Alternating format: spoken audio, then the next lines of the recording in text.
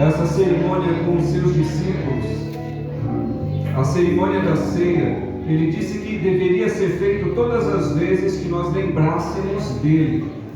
O ideal seria que em todos os cultos nós fizéssemos a ceia, mas para nós não é tão viável assim, então nós fazemos a ceia uma vez ao mês, mas deveria ser todos os cultos.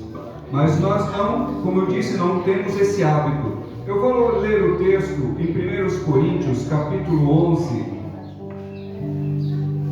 um texto muito conhecido, e os irmãos que estão já escalados já sentam aqui na frente, para quem vai servir. O texto diz assim, 1 Coríntios 11, versículo 23 em diante: porque eu recebi do Senhor o que também vos ensinei, que o Senhor Jesus, na noite em que foi traído, tomou o pão, e tendo dado graças, o partiu e disse: tomai e comei, isso é o meu corpo que é partido por vós, fazer isso em memória de mim. Estava tirando o eco, estava com efeito. Semelhantemente também, depois de cear, tomou o cálice, dizendo: esse cálice é o novo testamento no meu sangue, fazei isso todas as vezes que beberdes em memória de mim. Porque todas as vezes que comerdes este pão e beberdes esse cálice, anunciais a morte do Senhor até que venha. Portanto, qualquer que comer este pão ou beber o cálice do Senhor indignamente, será culpado do corpo e do sangue do Senhor. Examine-se, pois, o homem a si mesmo, e assim coma do pão e beba desse cálice. Porque o que come e bebe indignamente, come e bebe para a sua própria condenação, não discernindo o corpo do Senhor. Por causa disso, há entre vós muitos fracos e doentes, e muitos que dormem. Porque se nós não nos julgássemos a nós mesmos, não seríamos julgados. Mas quando somos julgados, somos repreendidos pelo Senhor, para não sermos condenados com o mundo. Portanto, meus irmãos, quando vos ajuntais para comer, esperais uns pelos outros. Mas se algum tiver fome, coma em casa, para que não vos ajunteis para a condenação. Quanto às demais coisas, ordená-las-ei quando for ter convosco. Amém. Esse texto ele foi escrito pelo apóstolo Paulo a uma comunidade na igreja, ou seja, numa localidade chamada Corinto. O apóstolo Paulo escreveu para essa comunidade que também haviam aprendido que era necessário participar do corpo de Cristo. E esse simbolismo, o símbolo do pão e do cálice, representa o sangue e o corpo de Cristo. E a simbologia é que o sacrifício de Cristo, ele derramou sangue na cruz. E esse sangue de Cristo é o sangue que nos purifica de todo o pecado. E o corpo de Cristo, ele foi moído, ele foi massacrado, ele foi pregado, ele foi espancado. E da forma como Jesus foi espancado, os romanos usaram um tipo de chicote, que na ponta desse chicote, era um chicote feito com várias tiras, e na ponta das tiras, segundo os estudiosos, existiam pedaços de ossos nas pontas das tiras.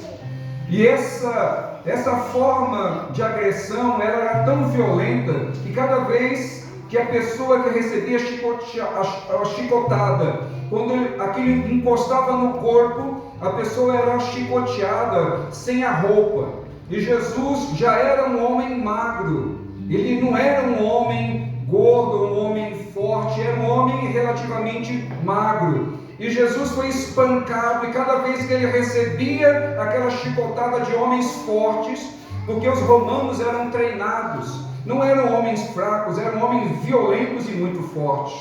Então, quando Jesus era chicoteado, ele foi amarrado e as suas costas expostas para que aqueles homens gigantes, violentos, espancassem a Jesus.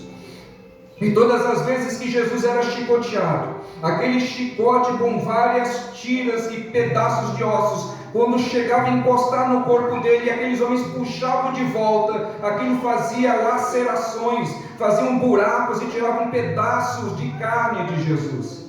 Jesus foi espancado de tal forma que ele não aguentou carregar a cruz, porque havia perdido muito sangue no espancamento, havia padecido uma dor tremenda. Então, o que representa o corpo de Cristo? Representa esse sacrifício de um homem santo que foi espancado no nosso lugar. Ele morreu no nosso lugar. E o sangue de Cristo, que foi também ali quando era espancado, colocaram sobre a fronte de Jesus uma coroa de espinhos. Esses espinhos, quando foram colocados, eles rasgaram a pele. Irmãos, nós temos pouquíssimo músculo e gordura na nossa testa, na nossa cabeça.